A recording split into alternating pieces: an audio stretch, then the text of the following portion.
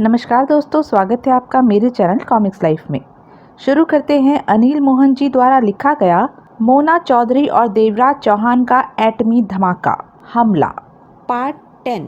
देवराज चौहान बंगले से भागकर इतनी दूर अंधेरे में जा खड़ा हुआ था कि बंगले से देखने पर उसकी मौजूदगी का एहसास न हो सके। देवराज चौहान की चमक भरी तेज निगाह बंगले पर टिक चुकी थी। उसे इंतजार था मोना चौधरी के बाहर निकलने का, जिसने कि रुस्तम राव को अमित समझकर वहां से ले जाना था। वक्त बीतने लगा, 5 मिनट बीत गए, परंतु मोना चौधरी रुस्तम राव के साथ बाहर न निकली। यह बात देवराज चौहान को बहुत अजीब लगी। मोना चौधरी को तो एक पल भी बर्बाद नहीं करना चाहिए था, रुस्तम राव को साथ लेकर निकल जाना चाहिए था। मोना चौधरी को भी वक्त की कीमत का एहसास होगा, तो फिर मोना चौधरी रुस्तम राव को लेकर बाहर क्यों नहीं निकली?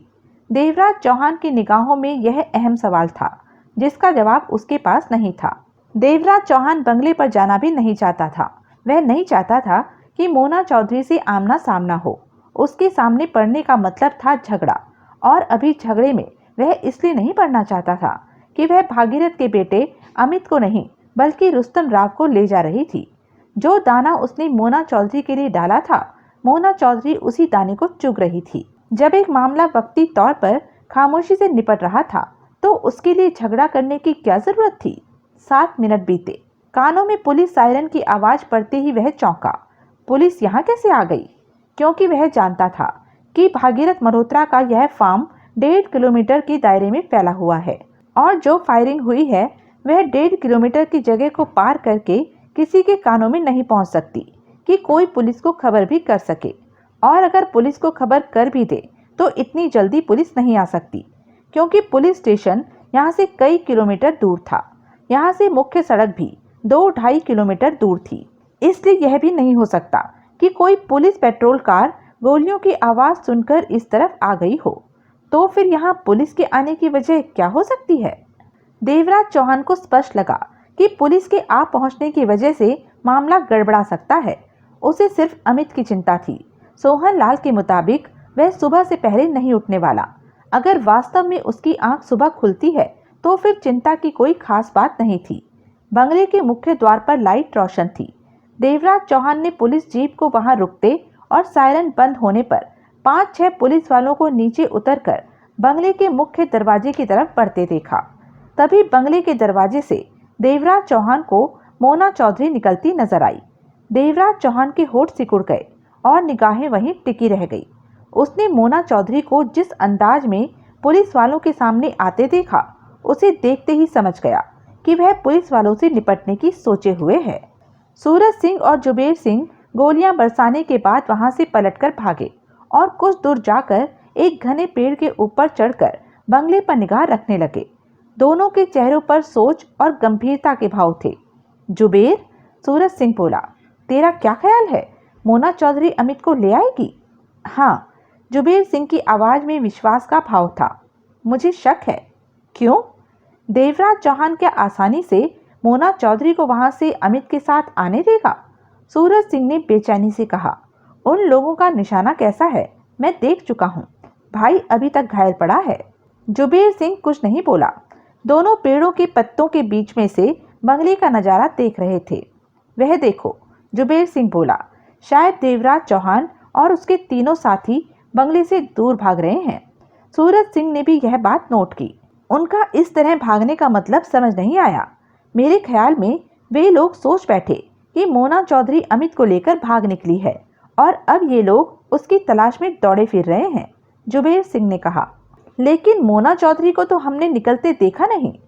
क्या मालूम वह किसी और तरफ से अमित को लेकर निकल गई हो, हम देख न पाए हों।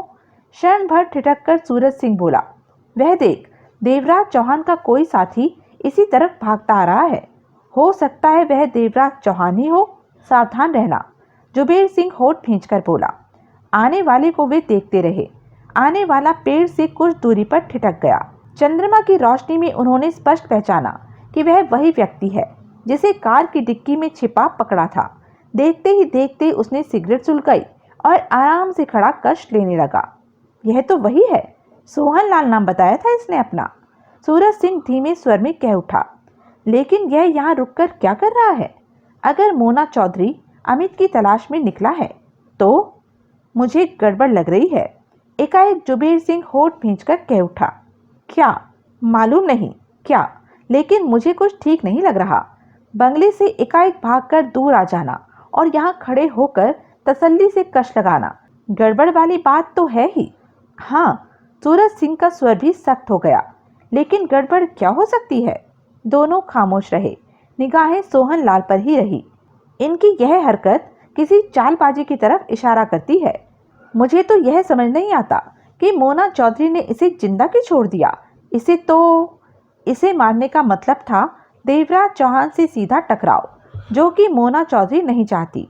वह अमित को देवराज चौहान के हाथों से छीनकर मामला खामोशी से खत्म कर देना चाहती है, जुबेर सिंह ने गंभीर स्वर में कहा, क्योंकि देवराज चौहान से सीधे टकराव का मतलब है बात का बढ़ना और खून खराबा होना। मोना चौधरी अगर अमित को ले उड़ी तो क्या देवराज चौहान हाथ पर हाथ रखे बैठेगा? यह बात की बात है कि क्या होता है, जुबेर सिंह ने दांत खींचकर कहा। सूरज सिंह की निगाह सोहन लाल पर टिकी थी।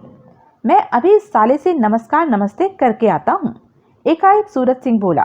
सोहन लाल से? हाँ, जरा इसका हालचाल तो पूछ लूँ। क्या फायदा? नुकसान भी क्या है?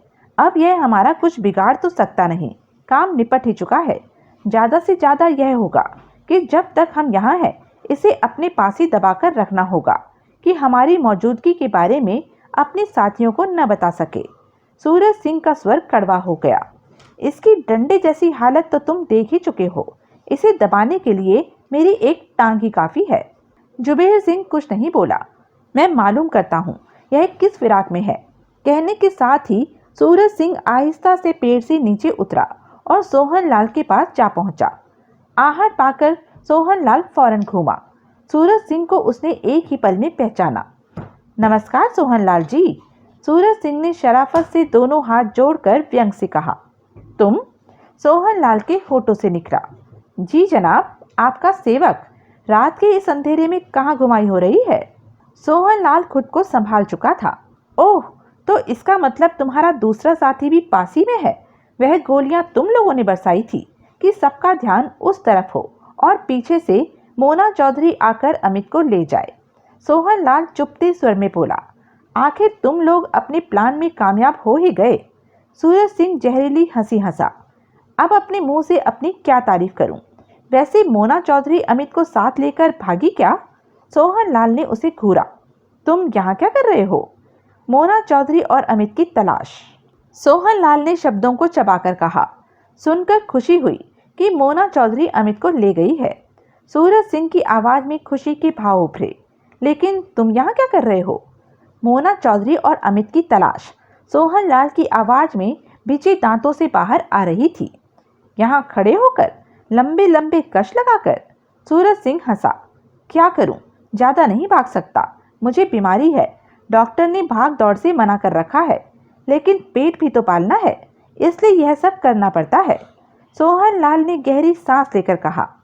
लेकिन एक बात ध्यान रखना कि अगर मोना चौधरी अमित को ले जाने में सफल रही तो देवराज चौहान उसे नहीं छोड़ेगा।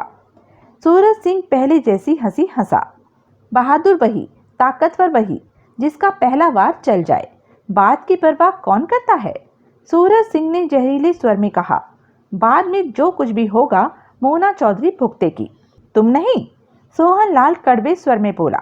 नहीं, क्योंकि मैं तो मोना चौधरी के पीछे हूँ। मेरा देवराज चौहान से क्या वास्ता? राजा राजा का दुश्मन होता है, राजा कभी भी सिपाही के पीछे नहीं दौड़ता। सूरज सिंह अंधेरे में दांत फाड़कर हंसा।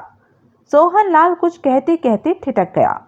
पुलिस सायरन की आवाज उसके कानों में पड़ने लगी।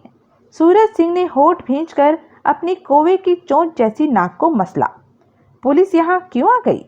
सूरज सिंह के दांत भिंच गए। गोलियों की आवाज सुनकर आई होगी, सोहन लाल के होठों से निकला।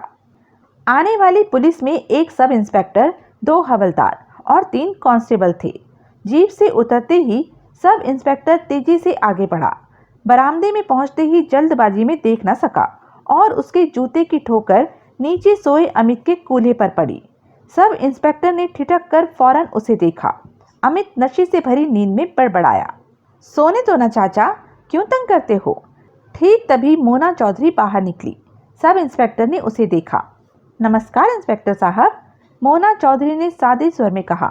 इतनी रात को कैसे आना हुआ? आप कौन हैं? सब इंस्पेक्टर ने पूछा। मैं यहाँ रहती हूँ। मोना चौधरी की आवाज़ में विश्वास और सादापन था। अकेली? नहीं, मेरे पति हैं, लेकिन वह मुंबई गए हुए हैं। सुबह तक आ जाएंगे। लेकिन बात क्या है? जेल से दिन में बहुत खतरनाक कैदी भाग निकला है। दोपहर को खबर मिली थी कि वह इसी इलाके में देखा गया है। इसलिए हम सबको सावधान कर रहे हैं कि अगर वह नजर आए तो फौरन पुलिस को खबर करे। उसे पकड़ना बहुत ज़रूरी है। अच्छा हुआ जो आपने बता दिया। मैं पूरा ध्यान रखूंगी। ध्यान रखिएगा कि वह बहुत खतरनाक है। अब तक वह 20-22 लोगों की हत्या कर चुका है। किसी की जान लेने में उसे मजा आता है। दरिंदा है वह। उससे रहम की आशा बिल्कुल मत रखिएगा। यहाँ के दरवाजे खिड़कियाँ बंद कर लीजिए और खोलिएगा नहीं। मैं अभी करती हूँ। मोना चौधरी ने अपनी आवाज़ में थोड़ी सी घबराहट भर ली। सब इंस्पेक्टर ने नीचे लेटे अमित को देखा, जो गंदा सा मजदूर लग रहा था। यह कौन है? यह नौकर है, बंगले की बाहरी सफाई करता है, मोना चौधरी ने शांत स्वर में कहा। सब इंस्पेक्टर ने गर्दन हिलाई और बोला, आपको किसी वक्त ऐसा शक तो नहीं हुआ कि बंगले के भीतर कोई है? नहीं, मैं अभी सब दरवाजे खिड़कियां बंद कर लेती हूँ। आप अकेली हैं? कहे तो एक कांस्टेबल को यहाँ पहरेदारी के लिए छोड़। इसकी कोई ज़रूरत नहीं, मैं दरवाजे बंद कर लेती हूँ। ठीक है, ध्यान से रहिएगा। वह कैदी इंसान नहीं, दरिंदा है। कहने के साथ ही सब इंस्पेक्टर पलटा। अपने साथी पुलिस वालों के साथ जीप में बैठा और देखते ही देखते जीप मुड़ी और वापस दौड़ती चली गई। मोना चौधरी ने मन ही मन चैन की सांस ली। सब ठीक रहा था। गोलियां बंगले के पीछे वाले हिस्से में चली थी। इस कारण पुलिस वालों को वहां की फायरिंग के बारे में पता न चल सका था, वरना पुलिस ने आसानी से पीछा नहीं छोड़ना था। मोना चौधरी वापस पलटी। छत पर से हीरालाल और रुस्तम राव को बुला लाई। जल्दी से निकल चलो, हमारे पास वक्त कम है।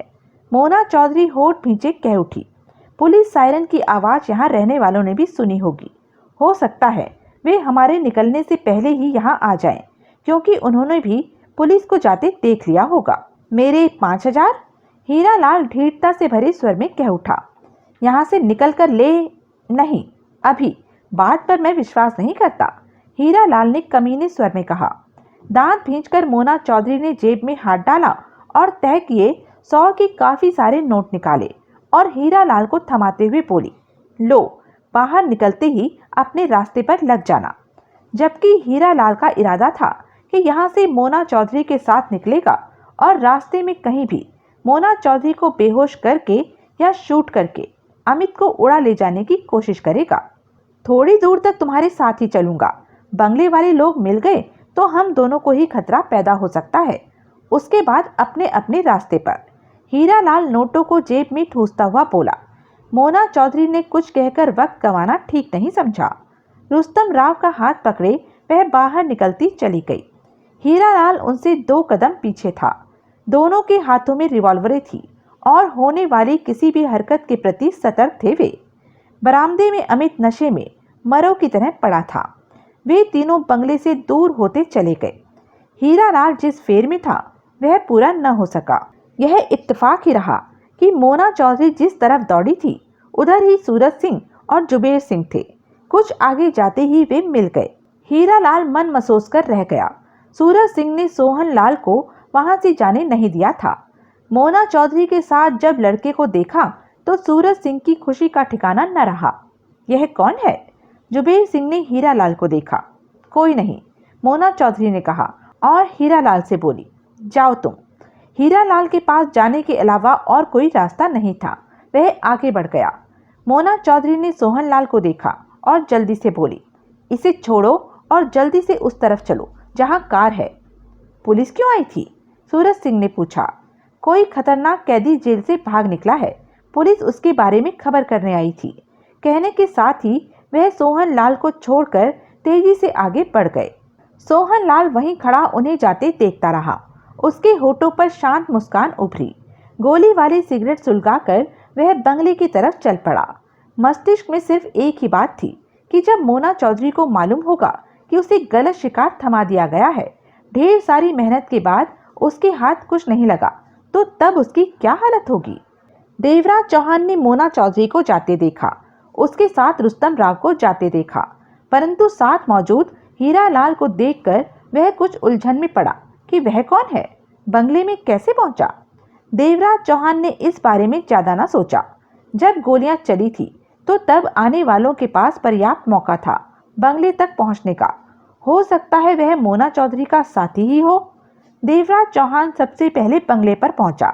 मन ही मन उसे तसल्ली थी कि ऐसा वक्त खामोशी से गुजर गया जिस वक्त में भारी तौर पर खून खराबा हो सकता था। वह जानता था कि खुद को धोखे में पाकर मोना चौधरी चैन से नहीं बैठेगी, फिर कुछ करेगी, लेकिन वह जब करेगी तब करेगी। वक्त आने पर उसकी हरकत का तोड़ भी सोच लिया जाएगा। जो कुछ भी हुआ, इन सब बातों में सबसे ज्यादा खतरा रुस्तम राव को था। जब मोना चौधरी को मालूम होगा कि वह अमित नहीं कोई दूसरा है तो उस आधे मिनट के गुस्से में वह रुस्तम राव के साथ कोई भी खतरनाक हरकत कर सकती थी। लेकिन देवराज चौहान कुछ हद तक निश्चिंत था, क्योंकि रुस्तम राव समझदार तेज इंसान था, अपना बचाव करने की कोशिश कर सकता था।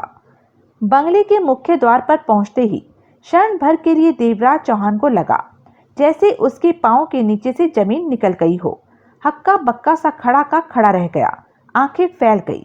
कई पलों तक उसे अपनी आंखों पर विश्वास नहीं आया कि जो देख रहा है वह सच है या नहीं।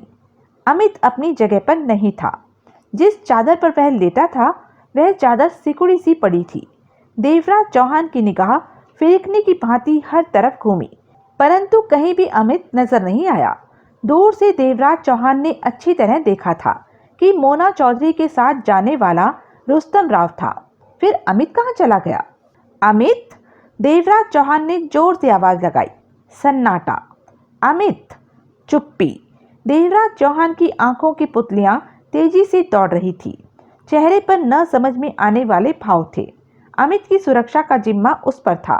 मोना चौधरी और रूपक लाल चंदोलिया के हाथों से बचाना उसका काम था और वह अपने काम को सही अंजाम दे रहा था। लेकिन अमित को यहाँ ही होना चाहिए था, जो कि अब नहीं था। यही होगा, नशे से भरी नींद में चलकर बंगले के भीतर चला गया होगा। गर्मी लगने की वजह से उसकी नशे से भरी नींद टूट गई होगी। ऐसा ही हुआ होगा। तभी बांकेलाल राठौर, जगमोहन और सोहन लाल भी वहां पहुंच गए। अमित यहाँ नहीं है। देवराज चौहान उन्हें देखते ही होठ खींचकर बोला। मेरे ख्याल में वह बंगले के भीतर चला गया होगा। देखो वह कहाँ है। मारे छोकरे को मोना चौधरी तो नहीं ले गए हो? बांकेलाल राठौर कह उठा। नहीं, सोहन लाल ने फौरन कहा। मोना चौधरी के साथ रुस्तम राव ही गया है। रास्ते में वे मुझे मिले थे। मैंने रुस्तम राव को देखा था। वैसे भी अमित को गोली वाली 2 सिगरेट दी थी। उठना तो दूर, वह चलने की हालत में भी नहीं था। सोहन लाल की आवाज में विश्वास का भाव था। जगमोहन बंगले में प्रवेश कर गया। चलने की हालत में वो छोरा बेशक न होवे, पर उड़ने की हालत में तो होवे। आखिर 2-2 थारी खोदते वाली सिगरेट उसकी खोपड़ी पर चढ़कर नाचो हो। देवराज चौहान ने भी तेजी से बंगले में प्रवेश कर गया। सोहन लाल ने बांकेलाल राठौर को घूरा। मैं दावे के साथ कह सकता हूँ कि सुबह से पहले उसके लिए उठना भी मुहाल है। अब तुम्हारे मुंह से का सुनो, भीतर चलकर छोरे से ही पूछो कि वह भीतर कैसे जाकर पड़ गया। हवा में उड़कर गयो या सफेद परी ने उठाकर भीतर खिसका दियो। सोहन लाल और बांकेलाल राठौर बंगले में प्रवेश कर गए। देवराज चौहान, जगमोहन, सोहन लाल और बांकेलाल राठौर के बीच गहरा सन्नाटा छाया था। इस वक्त वह हॉल ड्राइंग रूम में बैठे थे। देवराज चौहान होठ खींचे कश लेता टहल रहा था। सब एक दूसरे को देख रहे थे। सबके चेहरे और होठों पर सवाल था कि अमित कहाँ गया, परंतु किसी के पास भी जवाब नहीं था। अमित के लिए सब कुछ किया जा रहा था और अब वही लापता था। देवराज चौहान ठिठका और गंभीर निगाहों से सबको देखा। अमित का इस तरह कहीं चले जाना बहुत गलत हुआ। देवराज चौहान का चेहरा सपाट था। मैं बार बार कह रहा हूँ कि अमित कहीं नहीं गया। उसकी हालत ऐसी नहीं थी कि वह चल सके। सुबह से पहले वह चलने फिरने के लायक नहीं हो सकता था। सोहन लाल ने अपनी बात पर जोर दिया। तो फिर अमित कहाँ गया? जगमोहन ने होठ खींचकर उसे देखा। अब इस बारे में मैं क्या कह सकता हूँ? थारी को नहीं तो क्या मने पता होवे? बाकीलाल राठौर ने सोहन लाल को घूरा। इस बात का ठेको तो तने ही लियो कि सुबह तक वो लंबा पड़ा होवे। सोहन लाल के चेहरे पर झल्लाहट के भाव उभरे। तूने उसको चलते फिरते जाते देखा है? मन्ने तो नहीं। तो फिर कैसे कह सकता है कि वह चलकर गया है? सोहन लाल ने कड़वे स्वर में कहा। थारा मतलब कि थम कहो, मारे छोरे को कोई उठा ले जावे? बाकीलाल राठौर की आंखें सिकुड़ी। हाँ, यही मैं कहना चाहता हूँ। वह खुद कहीं जाने की हालत में नहीं था। कौन ले जा सकता है उसे? जगमोहन ने पूछा। सोहन लाल ने जगमोहन को देखकर सिर हिलाया। मैं इस बारे में कैसे कह सकता हूँ? सोहन लाल की आवाज में गंभीरता आई। लगभग हम सबकी ही निगाहें बंगले के मुख्य द्वार पर थी। ऐसे में कोई अमित को ले जाता तो नजर अवश्य आ जाता, लेकिन ऐसा कोई हमें नजर नहीं आया, ना ही किसी को गड़बड़ का अंदेशा लगा। सोहन लाल की बात ठीक थी। तुम कहते हो कि मोना चौधरी रुस्तम राव को लेकर गई है, जगमोहन ने कहा। हाँ, रास्ते में वे मुझे मिले थे। मुझे मोना चौधरी के दोनों साथियों ने पकड़ रखा था, सोहन लाल बोला। तभी बाकीलाल राठौर ने कहा, पुलिस क्यों आवे हो? सोहन लाल तुरंत बोला, तब मैं पास ही में था। मोना चौधरी ने सूरज सिंह के पूछने पर बताया था कि जेल से कोई खतरनाक कैदी भाग निकला है। वह शायद इसी इलाके में है। पुलिस उसी फरार कैदी के बारे में सतर्क करने आई थी। इन बातों को छोड़ो, हमें हर हालत में फौरन अमित को तलाश करना है, जगमोहन दांत भींचकर कह उठा। कहाँ ढूंढे उसे? बंगले का चप्पा चप्पा छान मारा है, सोहन लाल ने बेचैनी से कहा। सर्वेंट क्वार्टरों को भी अच्छी तरह देख लिया है, कहीं भी तो नहीं है वह। दिन का उजाला फैला होता तो फार्म को भी छान लेते, लेकिन आधी रात में तो 10 फीट दूर नजर नहीं आता। हमारी सारी मेहनत पर पानी फिर गयो। बाकीलाल राठौर की आवाज में खतरनाक भाव थे। कई पलों तक कोई कुछ न बोला। देवराज चौहान सोच भरे अंदाज में टहलता छोटे छोटे कष्ट ले रहा था। उसका चेहरा पत्थर की तरह सपाट हुआ पड़ा था। आंखों में खतरनाक भाव नाच रहे थे। धीरे धीरे सब खामोश होने लगे। किसी के पास कहने को कुछ नहीं था। हम जिसे मामूली मामला समझ रहे थे वह खतरनाक हो उठा है, देवराज चौहान ने गंभीर स्वर में कहा। अगर अमित हमारे पास होता तो बाजी हमारे हाथ में ही रहती। अमित के हमारे पास न रहने से हमारे लिए खतरे और बढ़ गए हैं। खतरे बढ़ गए हैं? जगमोहन के होठों से निकला। हाँ, देवराज चौहान ने सबको देखते हुए सिर हिलाया। पहली बात तो यह है कि जिस तरह हम मोना चौधरी के साथ खेल खेल रहे थे, अमित के बदले रुस्तम राव को उसके हवाले कर रहे थे, उस तरह मोना चौधरी ने ही कहीं हमारी चाल भांप कर हमारे साथ खेल न खेल डाला हो। कैसे?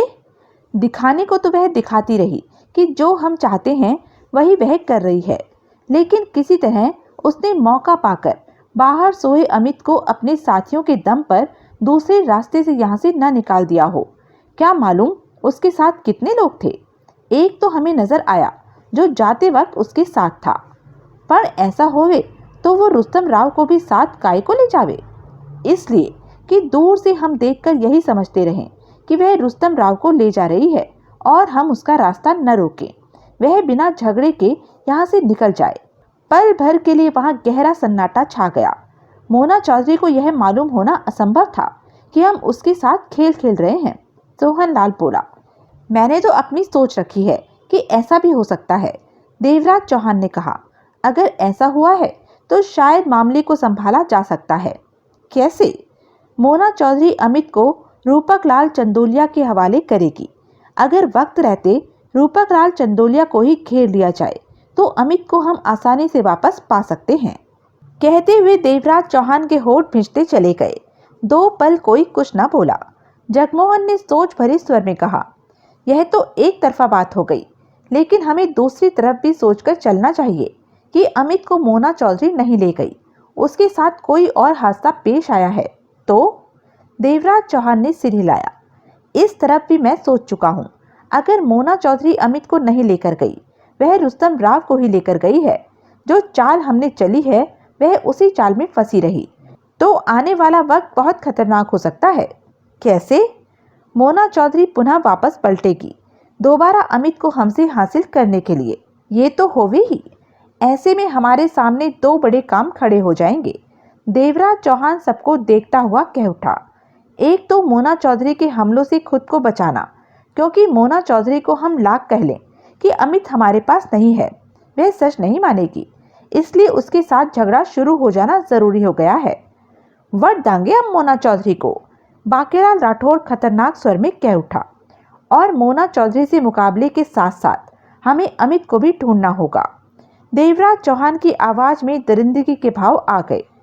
अमित को वापस पाने के लिए हमें किसी भी हद से गुजरना पड़े, हमें सोचना रुकना नहीं है, क्योंकि ठीक वक्त पर हमने अमित को वादे के मुताबिक भागीरथ मल्होत्रा के हवाले करना है। माहौल में तनाव भर आया था, तो अब क्या किया जाए? मिनट भर की चुप्पी के बाद जगमोहन भींचे स्वर में बोला। देवराज चौहान ने कश लिया और भींचे स्वर में कह उठा, इससे पहले कि मोना चौधरी रूपक लाल चंदोलिया के पास पहुंचे, मैं वहां पहुंचकर नजर रखूंगा कि वह रूपक लाल के हवाले रुस्तम राव को करती है या अमित को। अगर अमित को वह ले गई है तो मुझे हर हाल में अमित को वापस लाना होगा। मेरे पीछे तुम लोग यहाँ अमित की तलाश करोगे। हो सकता है हमारी सारी सोचें गलत हो, गोली वाली सिगरेट के नशे में अमित उठकर चला गया हो और दिन निकलने पर बाहर ही कहीं सोया पड़ा मिले, लेकिन मैं सुबह होने का इंतजार नहीं कर सकता। यह वक्त रिस्क लेने का नहीं है, मुझे अभी मुंबई पहुंचना होगा। जगमोहन उठ खड़ा हुआ। अगर अमित मोना चौधरी के पास हुआ तो झगड़े की नौबत आ सकती है, जगमोहन बोला। देवराज चौहान की आंखों में सर्द भाव उभरे। उसने सहमति में सिर हिलाया। ऐसा है तो मैं तुम्हारे साथ ही मुंबई चलूंगा। झगड़े का वक्त आया तो तुम अकेले होंगे, जबकि तुम्हारे सामने मोना चौधरी और उसके साथी भी होंगे। उनका पलड़ा भारी पड़ सकता है। निश्चिंत रहो, मैं सब संभाल लूंगा। देवराज चौहान के होठों से दरिंदगी भरा स्वर निकला। नहीं, मैं तुम्हारे साथ ही चलूंगा। जगमोहन की आवाज में जिद भर आई थी। देवराज चौहान ने कश लेकर सिगरेट टेबल पर पड़ी ऐश ट्रे में डाली। तुम्हारा यहाँ होना जरूरी है, इस जगह को मैं किसी और पर नहीं छोड़ सकता। देवराज चौहान ने एक एक शब्द चबाकर कहा। हो सकता है सुबह यहीं कहीं से अमित मिल जाए तो उसे सुरक्षा कौन देगा? जगमोहन एकाएक कुछ कह न सका। ओ फिक्र ना करो, मारी यहाँ खास जरूरत तो है नहीं। हम देवराज चौहान के साथ मुंबई जाएगा। बांकेलाल राठौर कह उठा। मारे होते हुए चिंता का होवे। जगमोहन ने बांकेलाल राठौर को देखा। देवराज चौहान ने भी, सोहनलाल ने भी। सोहनलाल अब सोफे पर आराम से पसर गया था। ठीक है, तुम चलो, देवराज चौहान ने सर्द लहजे में कहा। अभी? हाँ, इसी वक्त। बल्ले बल्ले, अभी चलो, मारे को क्या फर्क पड़ता है। हम इंजन को गर्म करो हो, आ जाओ। कहने के साथ ही बांकेलाल राठौर बाहर की तरफ बढ़ गया। दिन निकलते ही अमित को तलाश करने की कोशिश करना, देवराज चौहान ने जगमोहन से कहा। जगमोहन ने गंभीरता से सिर हिलाया, फिर कह उठा। अगर मालूम हो जाए कि मोना चौधरी खंडाला में कहाँ है तो उसे अभी पकड़ा जा सकता है। बेवकूफ़ी वाली बातें मत किया करो। देवराज चौहान होठ भींचकर कह उठा। मोना चौधरी अब किसी भी हालत में खंडाला में रुकने की गलती नहीं करेगी, क्योंकि इस बात से वह भी अच्छी तरह वाकिफ होगी कि हम उसकी तलाश में खंडाला का चप्पा चप्पा छान मारेंगे। मेरे ख्याल में वह यहाँ से निकलते ही मुंबई जाने की तैयारी करने लग गई होगी। कहने के साथ ही देवराज चौहान बाहर निकलता चला गया। इस सारे वक्त के दौरान चारों में से कोई भी न जान सका कि अंगारों की भांति सुलगती दो लाल सुर्ख आंखें उनको देख रही थी और उनका एक एक शब्द सुन रही थी। मोना चौधरी सूरज सिंह, जुबेर सिंह और रुस्तम राव के साथ बंगले पर पहुंची। सबके चेहरे पर जीत की खुशी के भाव नजर आ रहे थे। रुस्तम राव सामान्य था। सूरज सिंह ने दो तरफा चक्कर चलाया था। मोना चौधरी कामयाब हो गई तो रूपक लाल चंदोलिया से 50 लाख मिलते थे।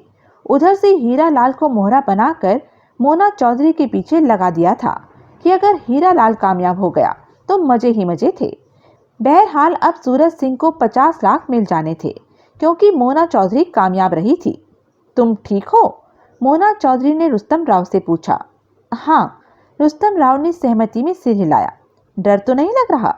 नहीं। आप मुझे पापा के पास कब ले जा रही हैं? मैं पापा से मिलना चाहता हूँ। हम अभी मुंबई चल रहे हैं, सीधा तुम्हारे पापा के पास, मोना चौधरी ने शांत स्वर में कहा। अभी? पास खड़े जुबेर सिंह के होठों से निकला।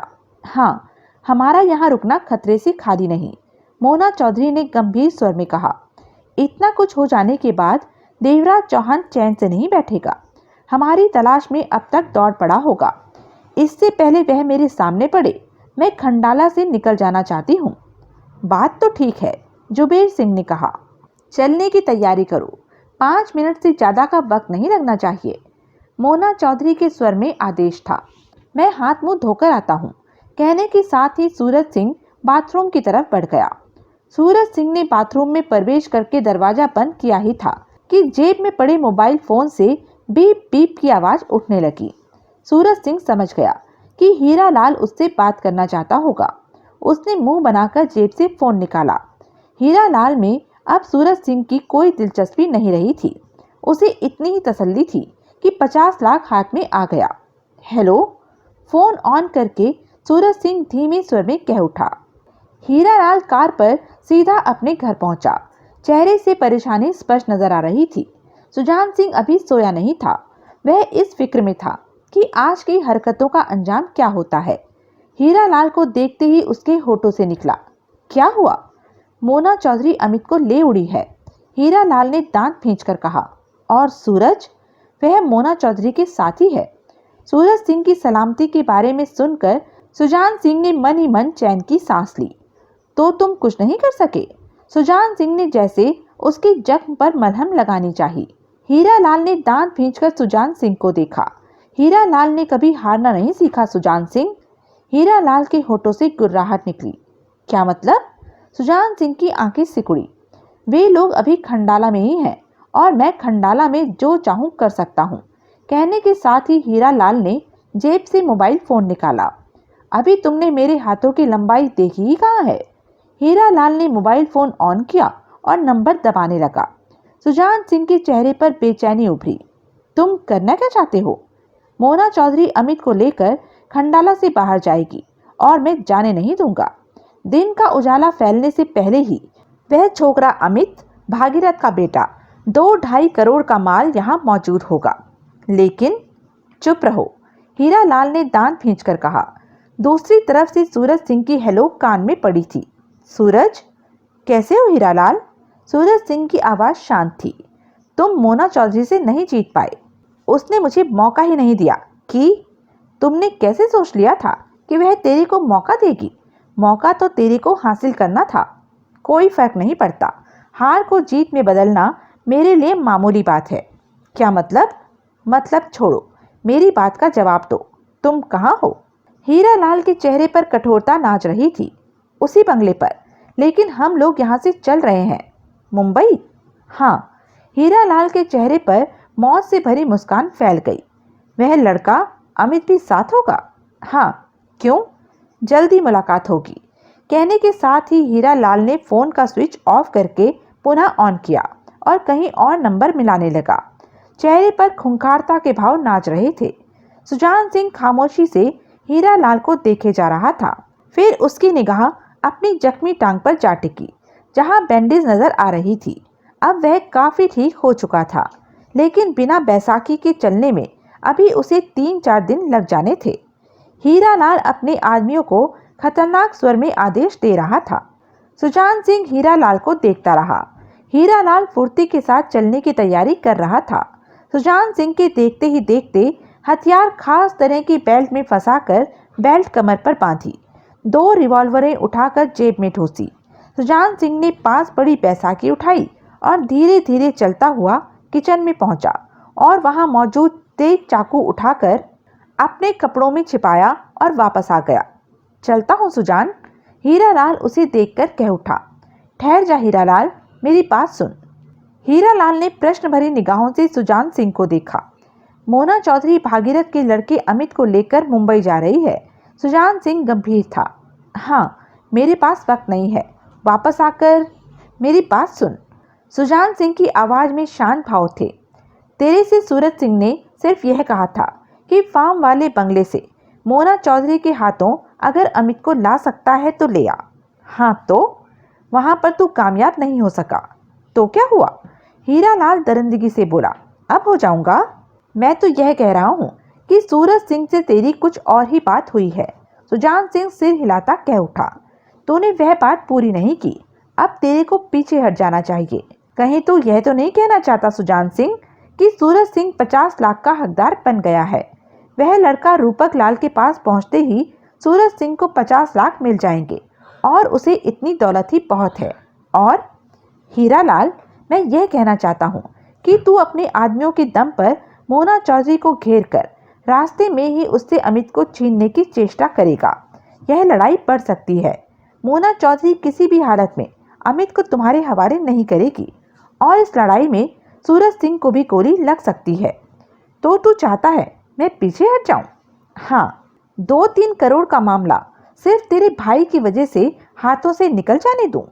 हीरा लाल जहरीले स्वर में कह उठा, मेरे लिए सूरज नहीं, करोड़ों कीमती हैं। सुजान सिंह की आंखों में सर्द भाव उभरे, परंतु चेहरा शांत सामान्य रहा। बैसाखी के सहारे वह आगे बढ़ा और हीरा लाल के कंधे पर हाथ रखकर शांत स्वर में बोला, मान जा हीरा लाल, इस खून खराबे में सूरज सिंह की जान जा सकती है और मैं नहीं चाहता कि उसे कुछ हो। उसे 50 लाख मिलेगा तो उसमें से कुछ तेरे को भी मिल जाएगा। तू तो पागल हो गया है सुजान सिंह, हीरा लाल ने कड़वे स्वर में कहा। कहाँ 2-3 करोड़ और कहाँ 50 लाख में से कुछ। हट जा, मुझे देरी हो रही है। कहने के साथ ही हीरा लाल ने सुजान सिंह को धकेल कर निकलना चाहा। तभी सुजान सिंह ने फुर्ती के साथ बैसाखी छोड़कर उसकी बाह पकड़ी और कपड़ों में फंसा रखा चाकू पलक झपकते ही निकाल दिया। मात्र एक क्षण के लिए हीरा लाल ने सुजान सिंह के हाथों में चाकू के फल की चमक देखी। हीरा लाल कुछ कर पाता, संभल पाता, समझ पाता। सुजान सिंह के हाथ में थमा चाकू हीरा लाल के पेट में जा घुसा। हीरा लाल की आंखें अविश्वास और हैरानी से फट गई। सुजान सिंह ने वहशियों की तरह चाकू को इस तरह घुमाकर निकाला जिससे उसके शरीर का हिस्सा और कट गया। दांत भींचे सुजान सिंह ने हाथ में पकड़े खून से सने चाकू को वेग के साथ हीरा लाल के दिल वाले हिस्से पर घुसेड़ दिया। हीरा लाल चीखने को हुआ कि मुंह खुला का खुला रह गया। दिल पर चाकू लगने की वजह से उसकी सांस ऊपर की ऊपर और नीचे की नीचे रह गई थी। सिर्फ चाकू की मुट्ठी उसके दिल वाले हिस्से से बाहर झलक रही थी। हीरा लाल फटी फटी आंखों से जाने क्या किधर देख रहा था। सुजान सिंह का हाथ खून से सन चुका था। दरिंदगी और खूंखारता से उसका चेहरा बेहद भयानक हो रहा था। आंखों में क्रूरता का सागर समाया हुआ था। मेरे भाई की जान की कीमत लगाता है, बोलता है 2-3 करोड़ से कम है तेरी नजरों में सूरज की कीमत। वह मेरा भाई है, उसे बचाने के लिए तो मैं सारी दुनिया को जलाकर राख कर दूंगा। तू बाद में, मेरा भाई पहले। और तू जो करने जा रहा था उससे सूरज की जान खतरे में पड़ सकती थी।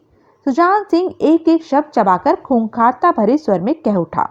फिर सामने खड़े फटी आंखों से लहराते हीरा लाल के चेहरे पर हथेली रखकर जोर से धक्का दिया। हीरा लाल नीचे गिरा। शरीर में जरा सी हरकत हुई, फिर थम गई। सुजान सिंह के चेहरे पर पागलपन नाच रहा था। वह पलटा और खून से सने हाथों को धोने के लिए लंगड़ाता हुआ बाथरूम की तरफ बढ़ गया। उसकी आंखों में अभी भी मौत की चमक उछाले मार रही थी। रूपक लाल चंदोलिया के यहाँ पहुँचने में देवराज चौहान को आधे घंटे की देर हुई। मोना चौधरी पहले पहुंची।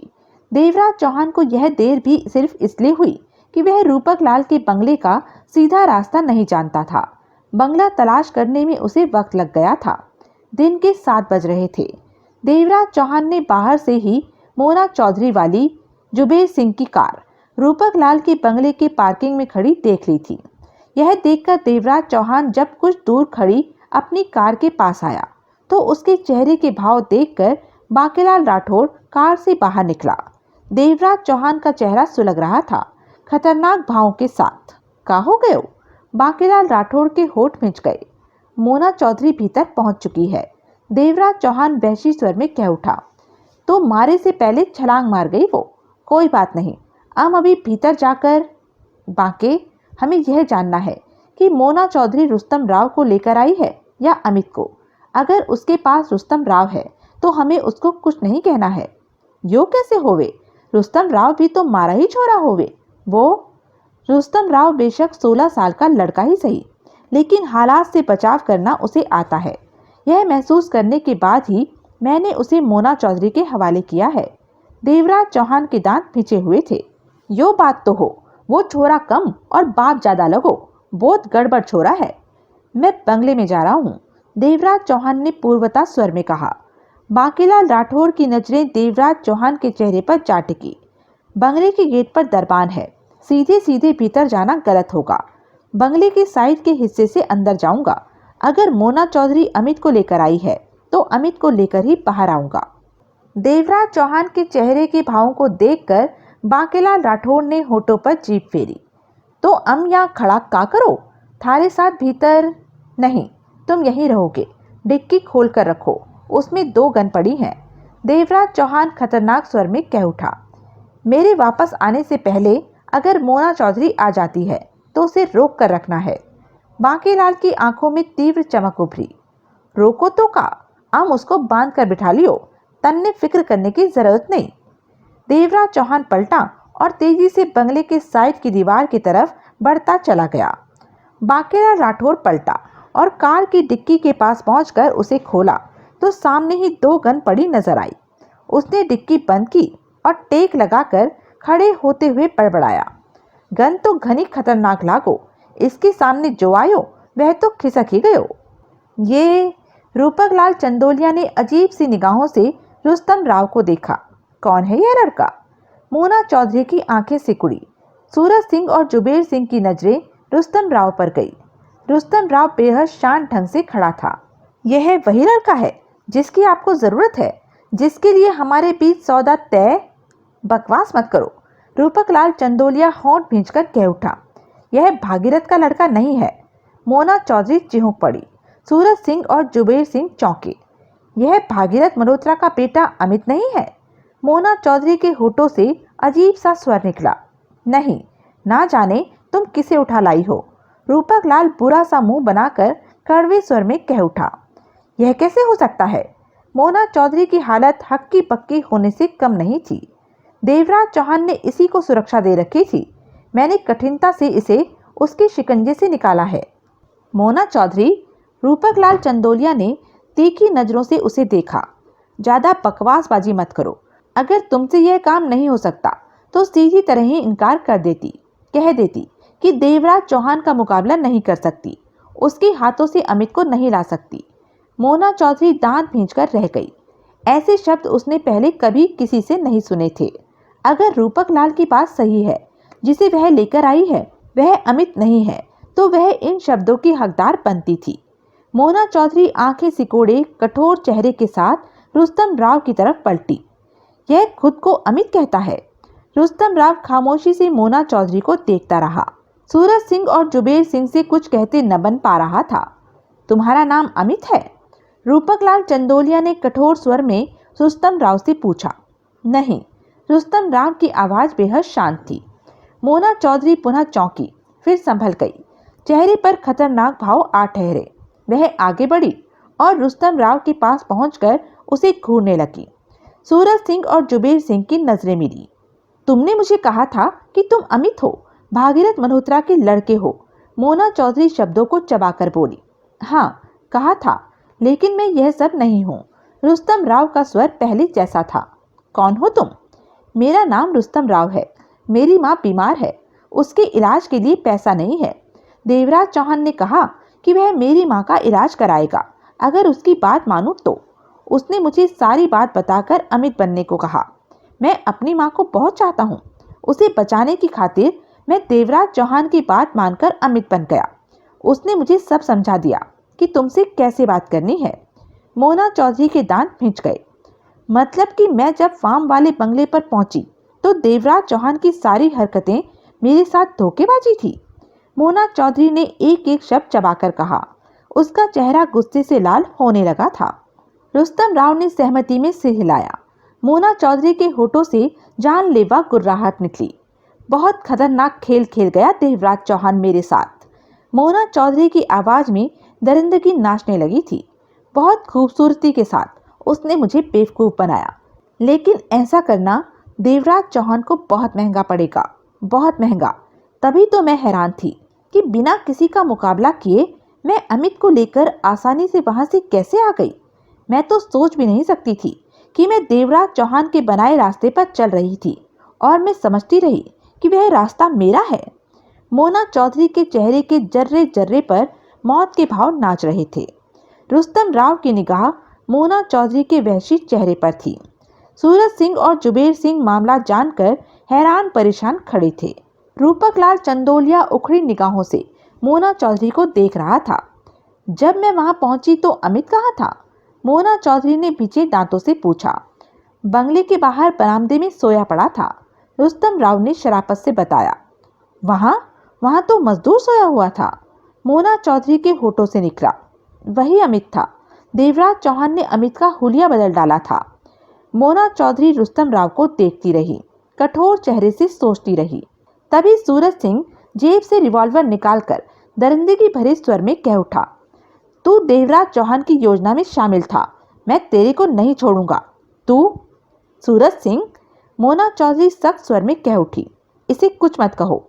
क्या मतलब? सूरज सिंह के होठों से गुर्राहट भरा स्वर निकला। इसकी कोई गलती नहीं, यह अपनी जगह मजबूर था। शिकस्त मिलने पर यूं ही किसी की जान लेना हार मानने के बराबर है, और हम अभी हारे नहीं। मोना चौधरी एक एक शब्द चबाकर भिजे दांतों से कह उठी, इसने जो किया अपनी बीमार माँ की खातिर किया। हमारा मतलब तो देवराज चौहान से है। देवराज चौहान हमारा निशाना है, यह नहीं। सूरज सिंह दांत किटकिटाकर रह गया। जुबेर सिंह ने सूरज सिंह का रिवॉल्वर वाला हाथ नीचे किया। मोना चौधरी ठीक कह रही है। जुबेर सिंह के चेहरे पर हार के कारण सख्ती थी। हमारा मतलब तो देवराज चौहान से है। हमारी हार का जाल देवराज चौहान ने बुना था, इसने नहीं। रुस्तम राव शरीफों की भांति खड़ा था। एक बार तो देवराज चौहान अपनी चला गया, लेकिन अब वह मुकाबला नहीं कर सकेगा। पहले मैं उससे टकराना नहीं चाहती थी, लेकिन अब हालात बदल गए हैं, मोना चौधरी ने भिजे स्वर में कहा, और आगे बढ़कर फोन के पास पहुंची और रिसीवर उठाकर नंबर दबाने लगी। चेहरा सुलग रहा था। देवराज चौहान ने जिस आसानी से उसे हार दे दी, वह उसे पसंद नहीं आई थी। दिल्ली की लाइन मिली। पारसनाथ का स्वर उसके कानों में पड़ा। हेलो पारसनाथ। मोना चौधरी का स्वर भिजा हुआ था। मोना चौधरी? पारसनाथ की सतर्क सी आवाज आई। तुम महाजन को लेकर फौरन खंडाला आ जाओ, खंडाला के डिलक्स होटल में। मैं खुद तुमसे फोन पर संबंध बना लूंगी। मोना चौधरी अपने स्वर को सामान्य रखने की चेष्टा कर रही थी, लेकिन आवाज में गुर्राहट के भाव मौजूद थे। खंडाला? लेकिन तुम तो मुंबई। इस वक्त खंडाला में हूँ, महाजन को लेकर पहुंचो। हम आज रात तक पहुंच जाएंगे। पारसनाथ का स्वर पत्थर की तरह सपाट हो गया। मोना चौधरी रिसीवर रखकर पलटी। तभी रूपक लाल चंदोलिया कह उठा, जो हुआ बहुत हो गया। अब तुम बताओ, वक्त रहते अमित को लाकर मेरे सामने खड़ा कर सकती हो या नहीं? अगर नहीं तो इस मामले में मैं किसी और से बात करूं। रूपक लाल की आवाज में तीखापन था। मोना चौधरी का चेहरा धधक उठा, परंतु उसने खुद पर काबू पाए रखा। मोना चौधरी अपना वादा हर हाल में पूरा करती है। तुमसे जो वादा किया है उसे हर कीमत पर पूरा करके रहूंगी। वक्त रहते अमित तुम्हारे सामने होगा, मोना चौधरी ने शब्दों को चबाकर कहा। तभी सूरज सिंह भिजे दांतों से कह उठा, रूपक लाल जी, काम तो हमने कर दिया था। यह जुदा बात रही कि सामने वाला हमारी हरकत को पहले ही भांप गया था और हम धोखे में आ गए। इंसान बार बार धोखा नहीं खाता, एक बार हो गया बहुत है। अमित बहुत जल्द आपके सामने होगा। रूपकलाल चंदोलिया चिंता भरे ढंग से सिर हिलाकर रह गया। चलो। मोना चौधरी गुस्से में किसी नागिन की तरह बल खा रही थी। इसका क्या करें? सूरज सिंह ने रुस्तम राव की तरफ इशारा किया। मोना चौधरी ने रुस्तम राव को देखा। रुस्तम राव शरीफ बोला सा बना खड़ा था। इससे हमारा कोई मतलब नहीं, छोड़ दो इसे। कहने के साथ ही मोना चौधरी ने रूपक लाल से कहा, आपके पास अमित की कोई तस्वीर होगी? हाँ, मैं दिखाता हूँ। कहने के साथ ही रूपक लाल चंदोलिया बाहर निकल गए। कुछ देर बाद वापस आए और मोना चौधरी के हाथों में तस्वीर थमाते हुए बोले, इस तस्वीर में लाल कपड़े वाला मेरा बेटा है और नीले कपड़े वाला कमीने भागीरथ का बेटा अमित है। मोना चौधरी ने अमित की तस्वीर ध्यान से देखी, सूरज सिंह और जुबेर सिंह को दिखाई। अब अमित को पहचानने में धोखा नहीं हो सकता था। तीनों ने रूपक लाल से विदा ली और रुस्तम राव को साथ लिए बाहर आकर खड़ी कार में बैठे। ड्राइविंग सीट जुबेर सिंह ने संभाली। इस लड़के को भी बिठाओ और बाहर निकलते ही उतार देना, मोना चौधरी सिगरेट सुलगाते हुए बोली, और सीधा वापस चलो खंडाला। कहते हुए मोना चौधरी के होठ भिजते चले गए थे। कुछ ही पलों में कार गेट पर पहुंची। दरबान ने गेट खोला तो कार बाहर आती चली गई। इस लड़के को उतार दो। जुबेर सिंह ने कार रोकी। सूरज सिंह ने दरवाजा खोला। रुस्तम राव कार से बाहर निकला। जुबेर सिंह ने कार आगे बढ़ा दी। सूरज सिंह ने कार का दरवाजा बंद किया। कार रोको। एकाएक मोना चौधरी तीव्र स्वर में कह उठी। जुबेर सिंह ने फौरन कार रोकी। क्या हुआ? सूरज सिंह के होठों से निकला। मोना चौधरी की निगाह कार की विंडशील्ड के पार सड़क पर खड़े बांकेलाल राठौर पर टिकी थी, जिसके चेहरे पर खतरनाक भाव नाच रहे थे। हाथों में थमी गन का रुख भी उनकी तरफ था। जुबेर सिंह और सूरज सिंह ने भी उसे देखा। सुबह का वक्त होने के कारण लोगों का आना जाना न के बराबर था। अगर किसी ने यह सब देखा भी तो अनदेखा करके वहां से दूर हो गया। यह देवराज चौहान का साथी है, बांकेलाल राठौर नाम है इसका। मोना चौधरी सर स्वर में कह उठी। इसे यहाँ देखकर मुझे हैरानी हो रही है। यह चाहता क्या है? जुबेर सिंह दरिंदगी से कह उठा। मैं खुद नहीं समझ पा रही हूँ। इसे तो इस वक्त खंडाला में होना चाहिए था। मोना चौधरी कार का दरवाजा खोलते हुए बोली। मेरे इशारे के बिना कोई हरकत मत करना, पहले बात कर लेने दो। मोना चौधरी कार से बाहर आ गई। जुबेर सिंह और सूरज सिंह भी कार से निकल आए। खूंखार भाव से बांकेलाल राठौर गन थामे आगे बढ़ा और 6-7 कदम के फासले पर खड़ा होकर तीनों को घूरने लगा। पीछे से आता रुस्तम राव करीब आकर एक तरफ हटकर खड़ा हो गया था। तू मारे छोरे को उड़ा ले जावे, बिगाड़े हो छोरे को। बांकेलाल राठौर की आवाज में खतरनाक भाव नाच रहे थे। मारे को तू अभी जाने ना, बीकानेर और गुरदासपुर का पानी पिए हो मने। मोना चौधरी दांत भींचे बांकेलाल राठौर को घूर रही थी। क्या चाहते हो तुम? मने को कुछ ना चाहो। बांकेलाल राठौर के जर्रे जर्रे से दरिंदगी टपक रही थी। थारे को और थारे साथियों से ये ई बोलूं कि दम साधे ऐसे ही खड़े हुए। कुछ करो तो गोलियों से तम सबको हवा में उड़ा देवे। मारा कुछ ना बिगड़ो। पुलिस आवे तो भागकर बीकानेर घुस जायो। मारा शहर है, रहने को ठिकाना तो मिल ही जावे। ना मिलो तो भी फिक्र नहीं, मारा गुरदासपुर भी तो है। वो हमको रख लेवे, 2 रोटी खाने को दे देवे, बदले में उसकी भैंसों का दूध निकाल देवे, उसकी फसल काट देवे, उसके खेतों में हल चला देओ। समझो हम थारे को का कहो? सीधा खड़े। बांकेलाल राठौर के शब्द मुंह में ही रह गए। देवराज चौहान बंगले की साइड से निकलकर वहां आ पहुंचा था। उसने भीतर पहुंचकर वहां होने वाली सारी बातें सुनी थी। देवराज चौहान को वहां देखते ही मोना चौधरी चौंकी। फिर शरीर में तनाव भरता चला गया। चेहरे पर कठोरता की परतें चढ़ने लगी। आंखों में सुलगन पैदा हो गई। मन ने रोक रखा होवे। बांकेलाल राठौर दरिंदगी भरे स्वर में कह उठा। कोई हिला तो हम उसके शरीर को लोथड़े में बदल देओ। देवराज चौहान की निगाह मोना चौधरी पर जा टिकी। मोना चौधरी की नजर देवराज चौहान की आंखें भेदने की चेष्टा करने लगी। यह तुम्हारी समझदारी होती कि अगर तुम इस काम को हाथ में लेने से इनकार कर देती। देवराज चौहान ने सपाट स्वर में कहा। क्योंकि मैं पहले से ही इस काम में था। मालूम होता तो ऐसा ही करती। मोना चौधरी सर्द लहजे में कह उठी। लेकिन अब मेरे कदम आगे बढ़ चुके हैं, वापसी संभव नहीं हो सकती। तो फिर तुम इसका अंजाम भी सोच सकती हो कि क्या होगा। वह अंजाम तुम पर भी लागू होता है। हाँ, दोनों पर लागू होता है, लेकिन उस अंजाम का हकदार कौन बनेगा यह तो वक्त ही बताएगा। देवराज चौहान ने एक एक शब्द चबाकर मोना चौधरी की आंखों में झांक कर कहा।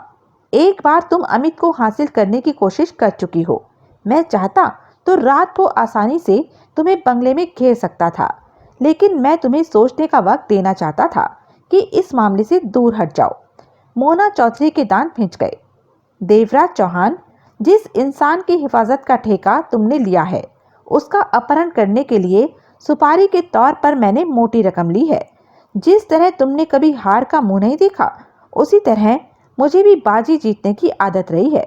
मैं नहीं चाहती कि हमारी पहली मुलाकात की नींव दुश्मनी पर बुलंद हो। अच्छा यही होगा कि मेरे रास्ते से हट जाओ। देवराज चौहान के चेहरे पर मौत के से ठंडे भाव उभरे।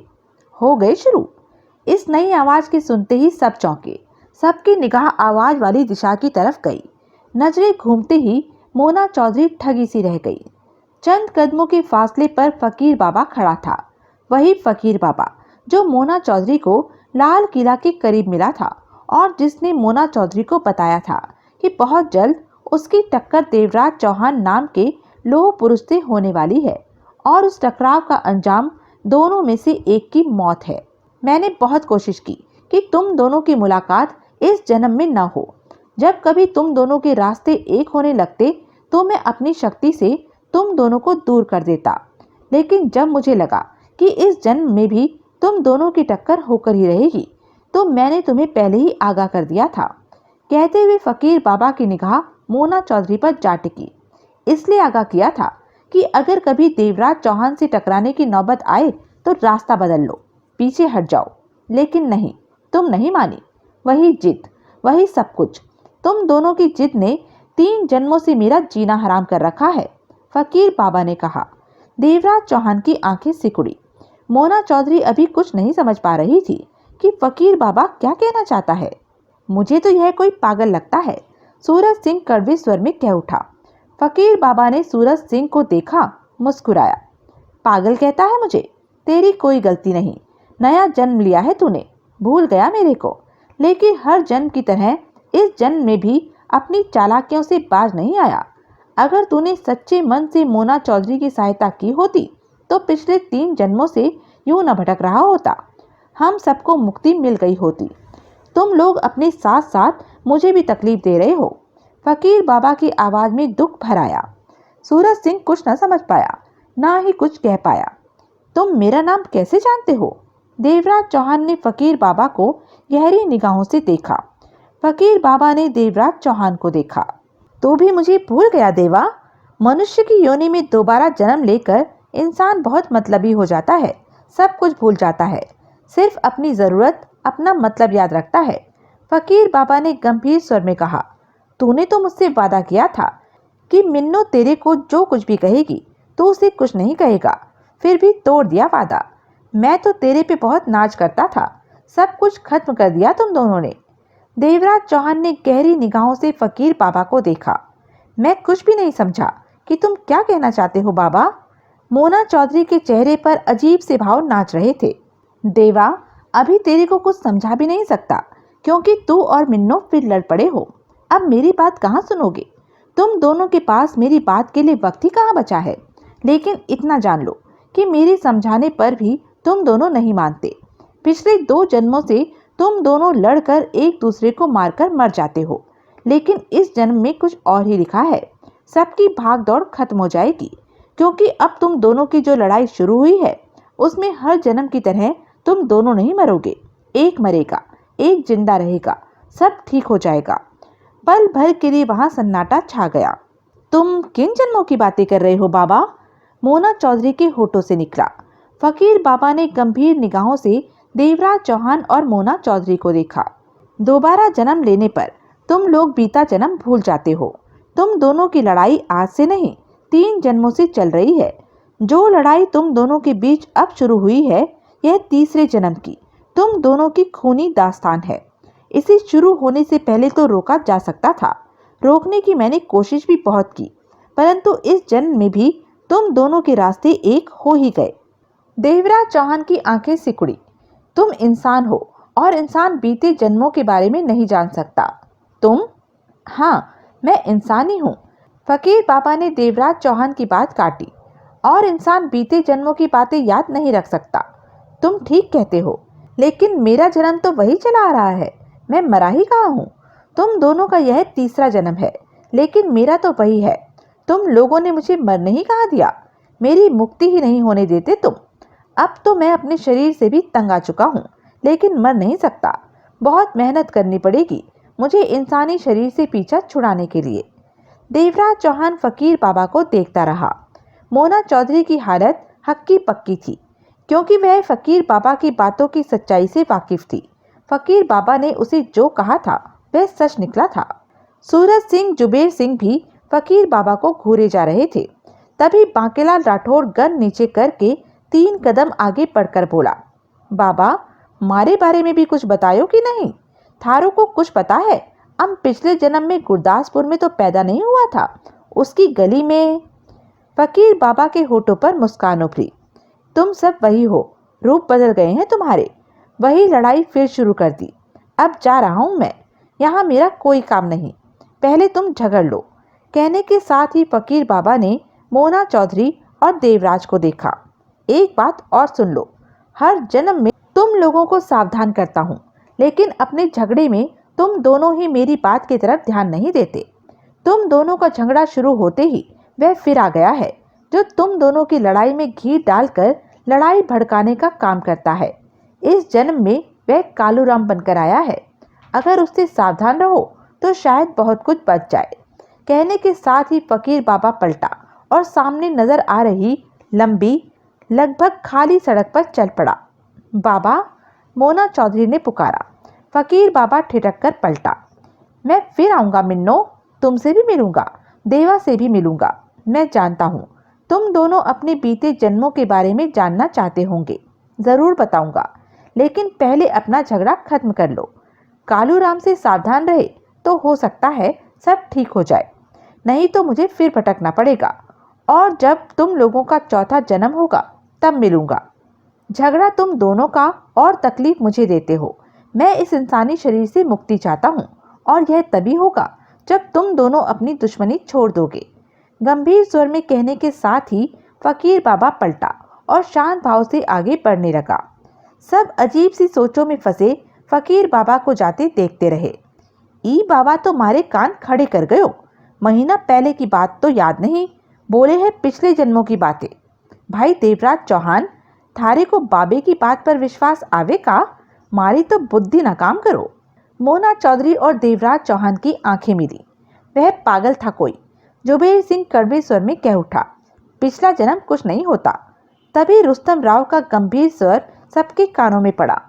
मुझे ऐसा लगता है जैसे मैं इस फकीर बाबा को जानता हूँ। रुस्तम राव का स्वर गंभीर था। तन्ने पहले इसे कहाँ देखा है छोरे? कहीं नहीं। तो फिर तू काहे जाने हो बाबा को? मालूम नहीं। रुस्तम राव एकाएक परेशान सा नजर आने लगा। लेकिन मैं जानता हूँ, मुझे लगता है मैंने इस आवाज़ को बहुत अच्छी तरह सुन रखा है, और मैं इससे कभी मिला भी नहीं, देखा भी नहीं। कई थारों को फकीर बाबा की तरह पिछले जन्म की याद तो ना आए हो? रुस्तम राव की निगाह फौरन बांकेलाल राठौड़ की तरफ उठी। रुस्तम राव की आंखें तीव्रता से चमक रही थी। ऐसा लग रहा था जैसे कांच के 2 शीशे चमक रहे थे। बांकेलाल राठौड़ के मस्तिष्क को तीव्र झटका लगा। अगले ही पल रुस्तम राव सामान्य अवस्था में आने लगा। बांकेलाल राठौड़ ने तुरंत नजरें घुमाकर उस तरफ देखा जिस तरफ फकीर बाबा गया था। सड़क खाली थी, बाबा कहीं भी नजर न आया, जबकि उस लंबी सड़क को कोई भी इतनी जल्दी पार करके नजरों से ओझल नहीं हो सकता था। मन्ने तो लगो कहीं न कहीं भारी गड़बड़ होवे। बांकेलाल राठौड़ बड़बड़ा उठा। देवराज चौहान और मोना चौधरी की आंखें पुनः मिली। दोनों के चेहरे पर पहले वाले भाव वापस लौटने लगे। दोनों की आंखों में चुनौती के भाव नाच रहे थे। चेहरे पर दृढ़ता और खतरनाक भाव आ ठहरे थे। मेरी बात मान जाओ देवराज चौहान, अमित को मेरे हवाले कर दो और दोस्ती कर लो। अगर तुमने इनकार किया तो उसका कोई फायदा नहीं होगा, क्योंकि यह बाजी मेरी है। मोना चौधरी की आवाज में खूंखारता भर आई थी। अमित को मैं हासिल करके ही रहूंगी। देवराज चौहान के होठों पर दरिंदगी के भाव उभरे। मोना चौधरी? देवराज चौहान एक एक शब्द चबाकर मौत से भरे सर्द स्वर में कह उठा। पहले की बात तो और थी। मैंने सोचा था जैसे तैसे करके मैं वक्त निकाल दूंगा और हम में होने वाला झगड़ा रुक जाएगा, खत्म हो जाएगा। लेकिन अब तुम्हारी बातों से लगता है कि तुम झगड़ा बढ़ाने पर आमादा हो। अमित मेरी सुरक्षा में है और मेरी सुरक्षा में ही रहेगा। जब तक मैं जिंदा हूँ, अमित को मेरे हाथों से कोई नहीं ले जा सकता। ऐसी बात है तो फिर तुम्हारी मौत के बाद ही सही, लेकिन अमित को मैं ही लूंगी। देवराज चौहान ने सर्द निगाहों से मोना चौधरी को देखा। मुझे तुम्हारी बात मंजूर है। जो जिंदा रहेगा वही अमित को ले जाएगा। देवराज चौहान की आवाज में वहशी भाव आ ठहरे थे। मतलब कि हम दोनों में से एक की मौत अब जरूरी हो गई है। अब हम अमित पर नहीं, एक दूसरे की जान लेने पर मेहनत करेंगे। दोनों कई पलों तक एक दूसरे को देखते रहे। मारे को बोलो, हम अभी उसको, बांकेलाल राठौर ने कहना चाहा। नहीं, अभी नहीं, देवराज चौहान दांत भींचकर कह उठा। इस तरह उसे मौत देना धोखेबाजी होगी। तुम्हारे हाथ में पकड़ी गन ने इसे और इसके साथियों को बेबस कर रखा है। यह काम अगली मुलाकात के लिए रहने दो। कहने के साथ ही देवराज चौहान पलटा और कार की तरफ बढ़ गया। बांकेलाल राठौर मोना चौधरी, सूरज सिंह और जुबेर सिंह को देखते हुए गन हिलाकर बोला, चलूं मैं भी? अब तो मारी थारी मुलाकात होवे ही रहो। मारा तो मन करो कि गन का थोबड़ा खोल दयो, पर मनने लगो हो देवराज चौहान हौले हौले थारों की गर्दन काटना चाहो हो। कहने के साथ ही बांकेलाल राठौर के हाथ में पकड़ी गन हिलाई और पलटकर कार में बैठ गया। देवराज चौहान ड्राइविंग सीट पर बैठा था। उसने कार स्टार्ट की। सामने ही रुस्तम राव खड़ा था। उसके चेहरे पर अजीब सी परेशानी नाच रही थी। देवराज चौहान के कार स्टार्ट करते ही वह जल्दी से पास पहुंचा। बाप, रुस्तम राव के परेशान चेहरे पर सोच भरी मुस्कान उभरी। अपन भी साथ चले क्या? देवराज चौहान ने सिगरेट सुलगाई। कार में बैठा बांकेलाल राठौर मोना चौधरी, सूरज सिंह और जुबेर सिंह के प्रति सतर्क था कि कहीं मौका पाकर उनमें से कोई हथियार इस्तेमाल न कर बैठे। अब तुम्हारा कोई काम नहीं है। वैसे भी हमारे साथ रहने में तुम्हें खतरा हो। कोई बात नहीं बाप, अपन खतरे से नहीं डरेला, तुम्हारे काम आएला। थापर साहब से पूछेला बाप, अपन का उम्र 16 साल है, पर अपन बहुत कुछ कर सकता है बाप। नहीं, मैं तुम्हें अपने साथ रख कर बिना वजह तुम्हारी जान खतरे में नहीं डालना चाहता, देवराज चौहान ने कहा और कार आगे बढ़ाना चाहा। रुको बाप, ऐसा नहीं बोलना मांगता। अपन को अपने साथ रख लो बाप। जब मामला खत्म होएगा तो अपन थापर साहब के पास जाएगा, तुम्हारी बहुत तारीफ करेगा बाप। रुस्तम राव के परेशान चेहरे पर आग्रह के भाव स्पष्ट नजर आ रहे थे। वह जाने क्यों परेशान था। देवराज चौहान ने रुस्तम राव को गहरी निगाहों से देखा। तुम जानते हो कि मेरे साथ रहने में खतरा है, ऐसे भी मेरे साथ क्यों? बाप, अपन को नहीं मालूम, लेकिन अपन का दिल करता है कि कुछ देर तुम्हारे साथ रहूं। बात मान लो अपन की, अपन हर काम कर सकता है। देवराज चौहान की निगाह पुनः रुस्तम राव पर जा टिकी। जब ये इतना बोले है तो ले चल छोरे को, और कुछ नहीं तो मारी टांगे ही दबा देवे। बांकेलाल राठौर कह उठा। बोल, मारी टांगे दाबेगा कि नहीं? सब कुछ दबा दूंगा बाप, रुस्तम राव मुस्कुराया। बांकेलाल राठौर ने अपनी गर्दन पर हाथ फेरा। ये छोरा तो बुरी नजरों से मारी गर्दन को देखे हो, बांकेलाल राठौर बड़बड़ाया। यो मारी गर्दन दाबने का प्रोग्राम बनाया हो। देवराज चौहान के इशारे पर रुस्तम राव कार में बैठा तो देवराज चौहान ने कार आगे बढ़ाकर मोड़ी और सड़क पर तेजी से आगे बढ़ा दी। एक बार भी उसने मोना चौधरी की तरफ नहीं देखा। कुछ आगे जाने पर बांकेलाल राठौर ने हाथ में पकड़ी गन को झुककर सीट के नीचे रख दिया। मोना चौधरी मौत की सी निगाहों से जाती कार को देख रही थी। अब क्या करना है? सूरज सिंह कठोर स्वर में कह उठा। जवाब में मोना चौधरी के होठों से गुर्राहट निकली। मैंने हर हाल में अमित को हासिल करके इस बाजी को जीतना है। इस काम में अगर दुनिया की कोई भी ताकत मेरी राह में आएगी तो उसे हटा दिया जाएगा। मोना चौधरी एक एक शब्द चबाकर मौत में डूबे वहशी स्वर में कह उठी। और यह भी तय है कि जीत को हासिल करने के लिए देवराज चौहान को खत्म करना जरूरी है, तो इसके लिए हमें खंडारा जाना होगा, जुबेर सिंह ने दांत भींचकर कहा, क्योंकि अमित फार्म वाले बंगले पर है। जल्दी चलो, दांत भींचकर कहते हुए मोना चौधरी पलटी और कार में बैठ गई। जुबेर सिंह ने ड्राइविंग सीट संभाली। सूरज सिंह उसकी बगल में। कार तेजी से आगे बढ़ गई। मोना चौधरी, जब तुम्हें फार्म वाले बंगले से लेकर गई थी तो अमित बरामदे में सोया पड़ा था? देवराज चौहान ने रुस्तम राव से पूछा। हाँ बाप, पूरा लंबा पड़ा था, रुस्तम राव ने कहकर देवराज चौहान को देखा। लेकिन तुम्हारे जाने के बाद जब हम वहां पहुंचे तो अमित गायब था। नहीं बाप, ये कैसे हो सकता है? रुस्तम राव चौंका। ऐसा ही हुआ है, कहते हुए देवराज चौहान ने सड़क के किनारे कार रोकी और दरवाजा खोलता हुआ बोला, मैं जगमोहन से बात करके आता हूँ, शायद अमित वहीं कहीं से मिल गया हो। कहने के साथ ही देवराज चौहान बाहर निकला और सामने नजर आ रहे फोन की तरफ बढ़ गया। देवराज चौहान ने फोन पर बंगले पर बात की। दूसरी तरफ से रिसीवर उठाया गया। हेलो। देवराज चौहान के कानों में नई आवाज पड़ी। कौन हो तुम? देवराज चौहान की आंखें सिकुड़ गई। मैं? दूसरी तरफ वाला खतरनाक हंसी हंसा। कालू राम हूं मैं। कौन कालू राम? तुम वहां कैसे पहुंचे? देवराज चौहान ने होठ भींचकर कहा। जगमोहन, तेरे को जो भी पूछना है यहाँ आ जा। फोन पर फालतू के सवाल मत कर। कहने के साथ ही दूसरी तरफ से फोन बंद कर दिया गया। देवराज चौहान हाथ में रिसीवर पकड़े रह गया। 2 पल तो वह समझ ही नहीं पाया कि क्या हुआ है। कौन है यह कालू राम? देवराज चौहान के मस्तिष्क को झटका लगा। फकीर बाबा भी किसी कालू राम का जिक्र कर रहा था। जगमोहन या सोहन लाल ने रिसीवर क्यों नहीं उठाया? देवराज चौहान जल्दी से कार में जा बैठा और कार आगे बढ़ा दी। उसके होठ भिजे हुए थे। क्या हो गया थारे को? बांकेलाल राठौड़ ने देवराज चौहान के चेहरे पर उभरे भावों को देखा। फार्म वाले बंगले पर कोई गड़बड़ है। वहां कोई कालू राम नाम का इंसान मौजूद है। देवराज चौहान ने कठोर स्वर में कहा। जगमोहन सोहन लाल से बात नहीं हो पाई। लो, यो तो कोई नई मुसीबत दिखो हो। रुस्तम राव कार में बैठा खिड़की से बाहर देख रहा था। उसके 16 वर्षीय मासूम चेहरे पर सोच और परेशानी नाच रही थी। मस्तिष्क में फकीर बाबा का चेहरा और कानों से उसकी आवाज टकरा रही थी। रुस्तम राव को पूरा यकीन था कि उसने फकीर बाबा का चेहरा भी पहले देखा है और आवाज भी सुनी है, लेकिन साथ ही इस बात का भी उसे पूरा यकीन था कि फकीर बाबा को आज तक उसने कभी नहीं देखा। तो कहाँ देखा सुना है बाबा को? क्या पिछले जन्म में? क्योंकि फकीर बाबा भी पिछले जन्मों की बातें कर रहा था। रुस्तम राव के चेहरे की परेशानी और बढ़ गई।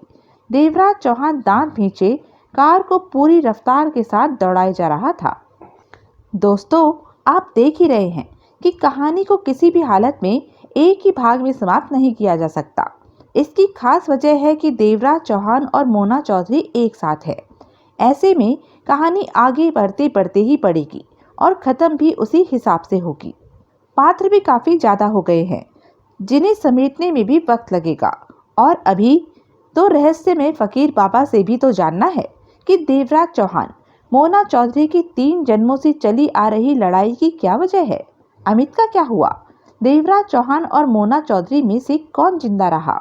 सूरज सिंह, सुजान सिंह ने क्या नया रंग दिखाया? और वह कालूराम कौन है जिसका जिक्र फकीर बाबा कर रहा था? ऐसे में और भी कई सवाल हैं जो आप सबके दिमाग में पैदा हो चुके हैं। इन सभी सवालों के जवाब आपको आने वाले उपन्यास जालिम में मिलेंगे, जो जल्दी ही मेरे चैनल पर अपलोड किया जाएगा। तब तक के लिए बने रहें मेरे साथ। और हाँ, मेरे चैनल को लाइक, शेयर और सब्सक्राइब करना ना भूलें। और कमेंट करके ज़रूर बताएं कि यह उपन्यास आपको कैसा लगा। धन्यवाद।